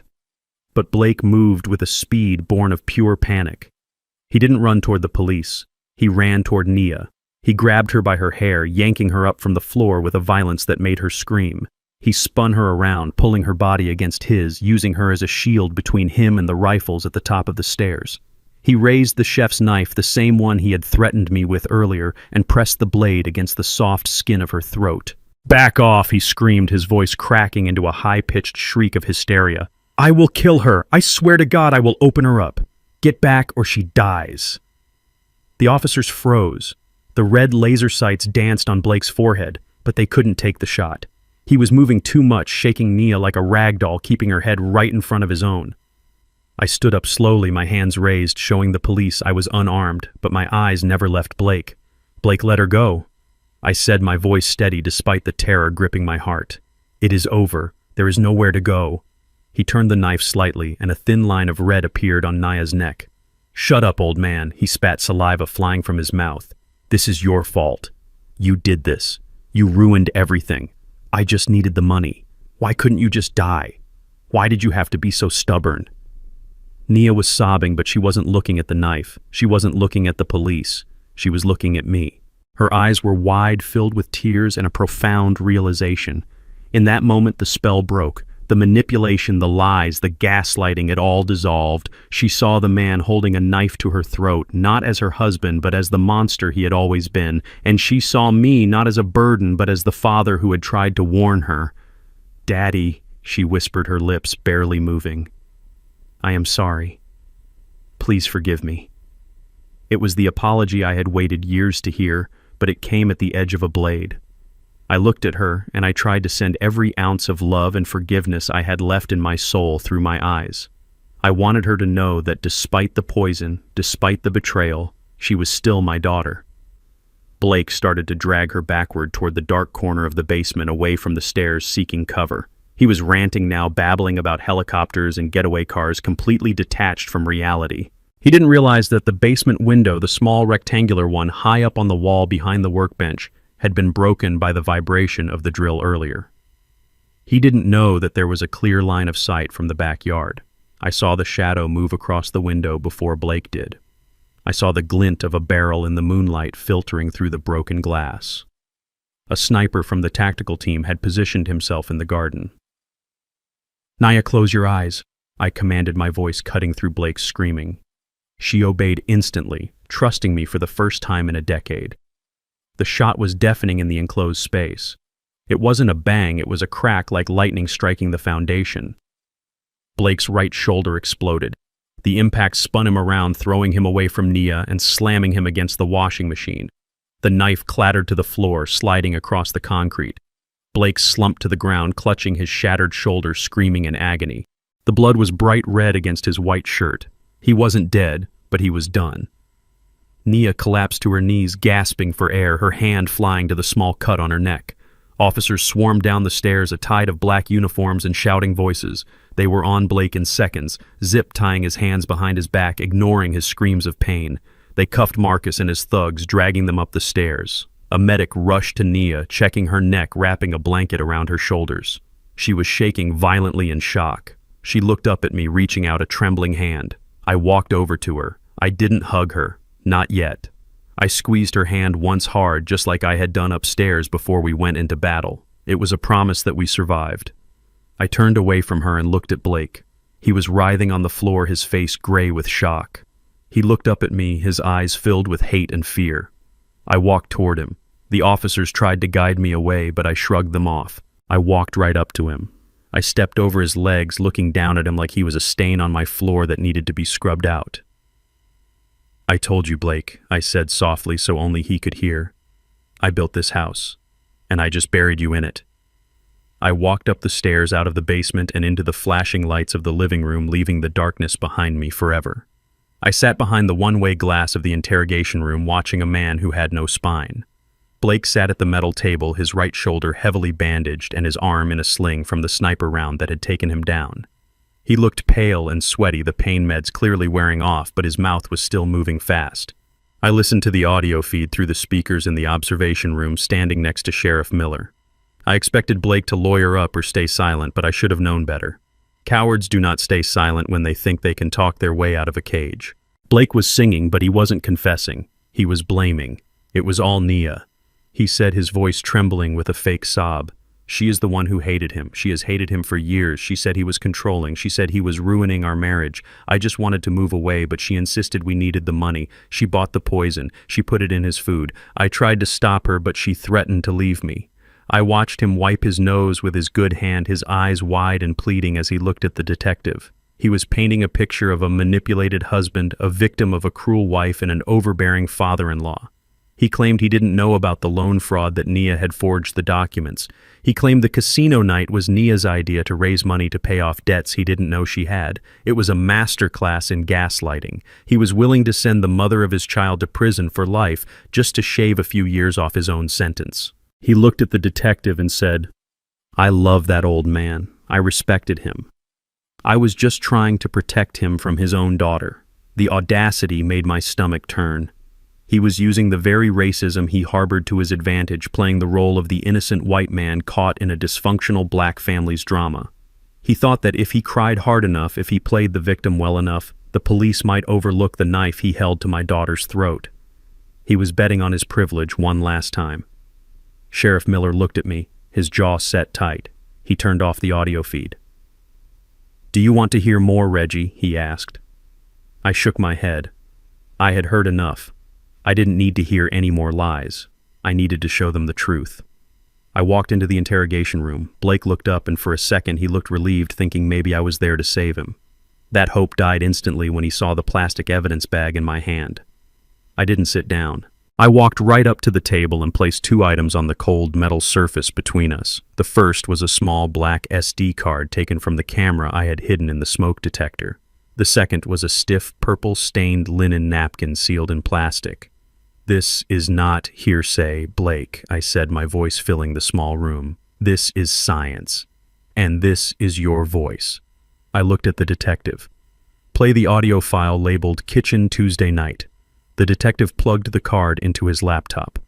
A moment later, Blake's voice filled the room, clear and distorted by hate. I heard him say the words that had burned into my soul.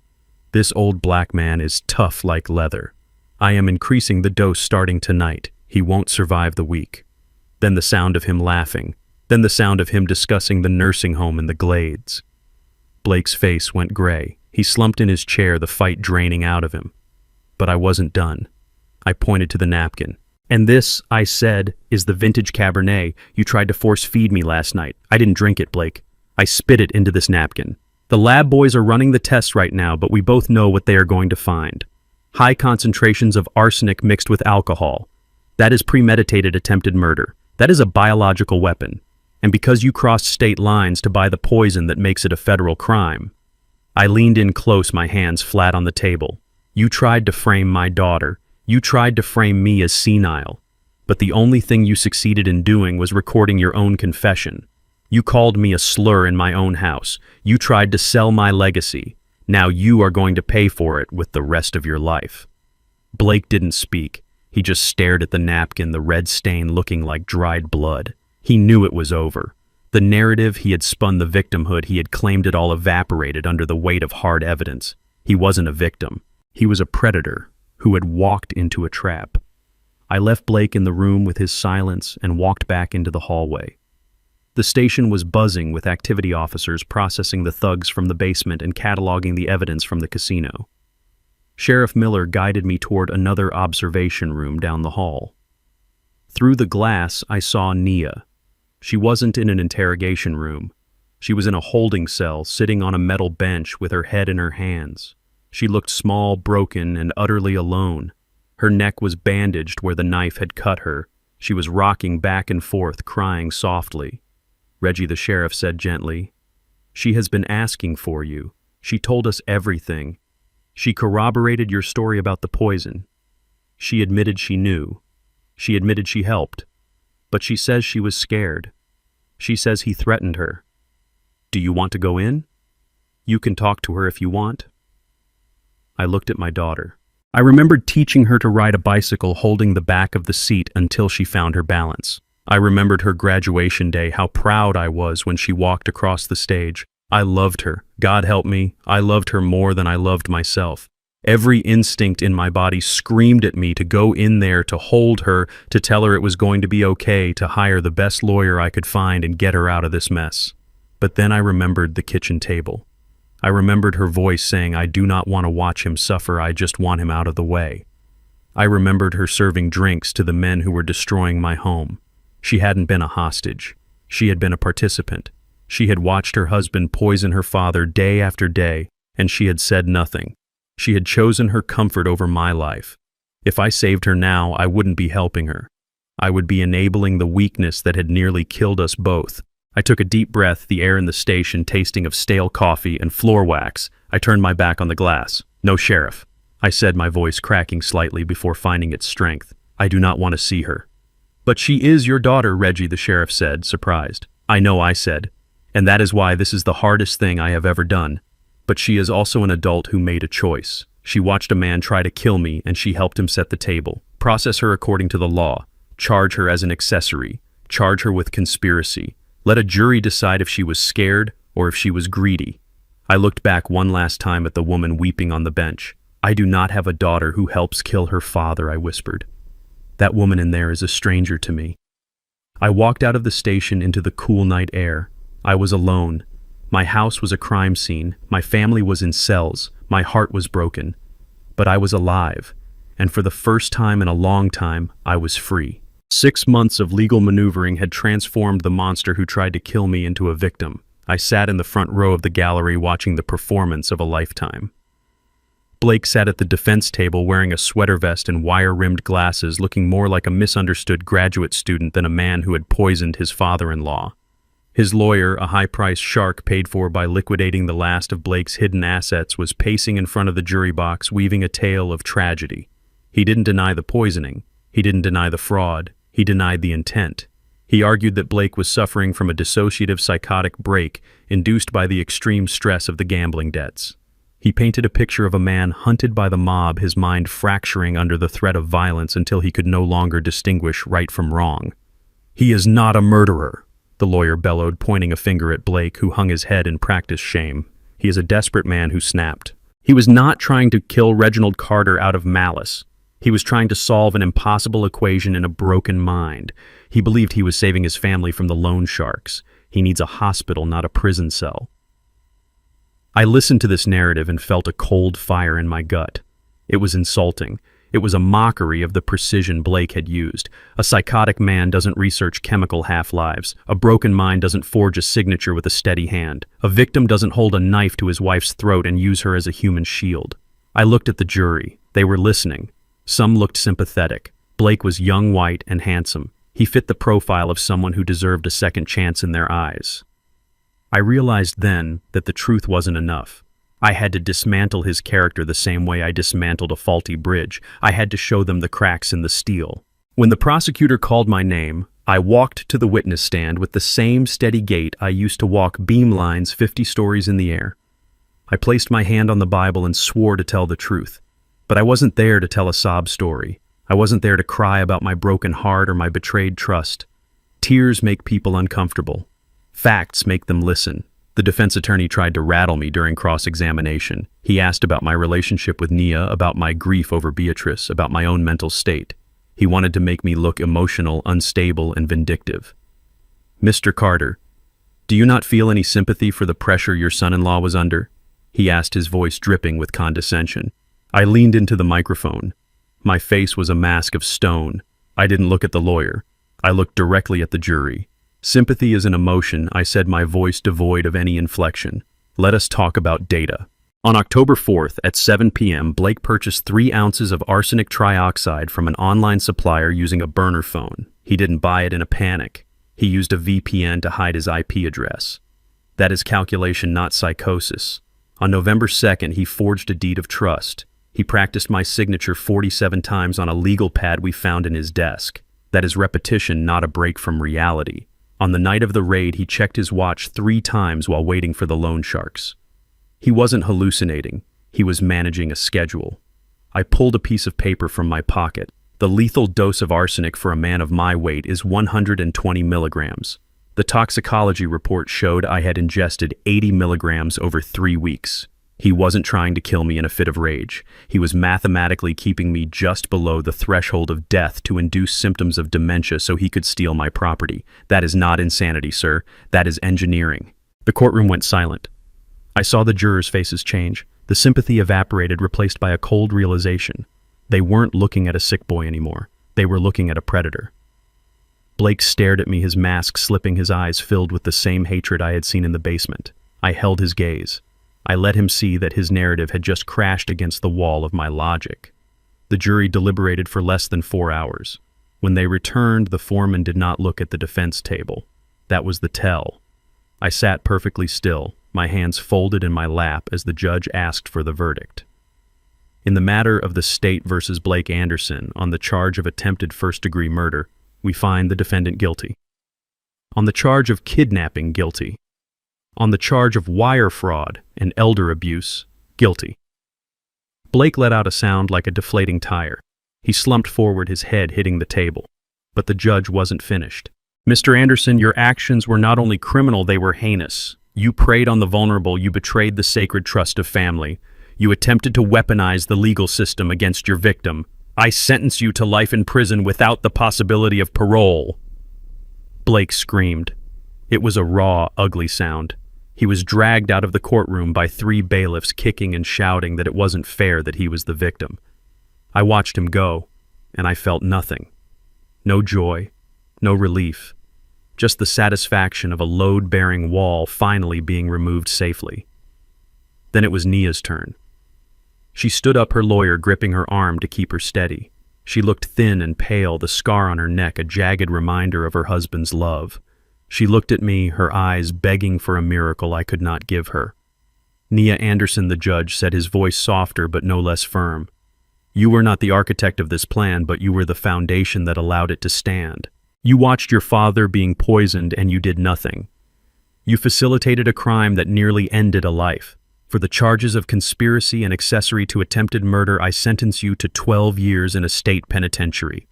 Nia didn't scream. She just collapsed. She sobbed quietly, her shoulders shaking. She looked back at me one last time as the bailiff approached her with the handcuffs. "Daddy," she mouthed. I stood up. I buttoned my jacket. I didn't wave. I didn't mouth anything back. I turned my back on the court, on the weeping woman who used to be my daughter, and on the empty chair where a monster had sat. I walked down the center aisle, my footsteps echoing in the silence. I pushed open the heavy oak doors and stepped out into the blinding afternoon sun. The air tasted clean. The trial was over. The books were balanced, and I had a bus to catch. The for sale sign didn't stay on the lawn for 24 hours. In a gentrifying neighborhood, a historic brownstone with original woodwork goes fast, even if it was the scene of a federal crime. I sold it to a nice young couple from the West Coast. They talked about raising kids there, about the good energy of the place. I didn't correct them. I didn't tell them about the arsenic invisible in the dining room rug or the bullet hole in the basement drywall that I had patched and painted over myself. I let them have their illusion, because illusions are what sell houses. I walked through the empty rooms one last time. My footsteps echoed against the bare walls, sounding like gunshots in a canyon. I went to the kitchen where Nia had watched me eat poisoned soup. I felt nothing. No nostalgia. No sadness. Just the cold clarity of a man who knows that a house is just wood and brick held together by tension and compression. Without trust, it is structurally unsound. I went to the basement. The new steel door I had installed was still there, a monument to my survival. I touched the cold metal. This wasn't my home anymore. It was a mausoleum for the man I used to be. I signed the closing papers on the kitchen island, leaving the keys for the new owners. I walked out the front door and didn't look back. I didn't want to remember the garden Beatrice loved. I didn't want to remember the porch where I taught Nia to tie her shoes. I wanted to burn the blueprints and start over on a blank sheet. With the money from the sale plus the untouched millions in my secret accounts, I went shopping. But I didn't buy another house. I didn't want roots. I wanted wheels. I bought a 45-foot luxury RV. It was a beast of engineering with solar panels, satellite internet, and a kitchen better than the one I just sold. It was freedom made of chrome and steel. I drove it to the old tenement building on 4th Street. Mrs. Higgins was waiting on the curb, sitting on her floral suitcase. She had sold her apartment too. She said the neighborhood had too many ghosts now and the rent was getting too high for a fixed income. We weren't lovers. We were two old soldiers who had survived the same war. She looked at the RV and let out a low whistle, shaking her head. "You are trying to show off Reggie," she said, climbing into the passenger seat. I smiled for the first time in months. "I am not showing off," I said, starting the engine. "I am just making sure the suspension can handle us." She laughed, a dry, raspy sound that made the cab feel warmer. We had a map spread out on the dashboard. No destination, just lines on paper. We talked about seeing the Grand Canyon. We talked about eating lobster in Maine. We talked about everything except the people we left behind in prison cells. We had an understanding. We didn't look in the rearview mirror. We only looked through the windshield. She was the only person in the world who knew the whole truth. She was the one who handed me the key. She was the one who slapped me awake when I wanted to die. She wasn't blood, but she was more family than the people who shared my DNA. As we hit the highway, the city skyline began to shrink behind us. I watched the skyscrapers turn into toys and then disappear into the smog. The sun was setting, painting the sky in violent shades of orange and purple. The road stretched out ahead of us, a gray ribbon of possibility. I gripped the steering wheel, feeling the hum of the engine vibrating through my arms. It felt powerful. It felt like life. I thought about Blake sitting in a concrete box, realizing that his arrogance was his cage. I thought about Nia waking up every day for the next 12 years knowing she traded her father for a lie. I didn't hate them anymore. Hate requires energy, and I needed my energy for the road. I felt a strange lightness in my chest. The arsenic was gone from my blood. The betrayal was gone from my heart. I was 71 years old and I was an orphan of my own making, but I had never felt more alive. Beatrice would have liked this. She always wanted to travel. I like to think she is riding shotgun right next to Mrs. Higgins, pointing out the landmarks. I looked at Mrs. Higgins dozing in the seat beside me, her mouth slightly open, snoring softly. That was peace. That was trust. People tell you that family is everything. They tell you that blood is thicker than water. They are wrong. Blood is just biology. Family is the person who hands you a rusty key when you are locked out of your own life. Family is the person who pulls you out of the dirt when you are poisoned. Family are the people who do not let you die in the dark. I had lost a child, but I had found a life. I turned up the radio, let the window down to feel the wind on my face, and drove straight into the horizon. The bridge was behind me, the road was ahead, and I was finally driving it on my own terms. I spent 40 years building bridges, but I learned that the most dangerous cracks are the ones you ignore in your own foundation. We are taught that family is a sanctuary, but sometimes it is just a cage with familiar faces. True loyalty is not inherited, it is earned through action. If someone is poisoning your peace, cut them loose even if they share your last name. You are not a burden to be managed or an asset to be liquidated. You are the architect of your own life. Do not be afraid to tear down the walls to find the sun again. If my story gave you the courage to check your own foundations, hit that like button and subscribe for more truth. And tell me in the comments, would you have forgiven Nia, or did she get exactly what she deserved?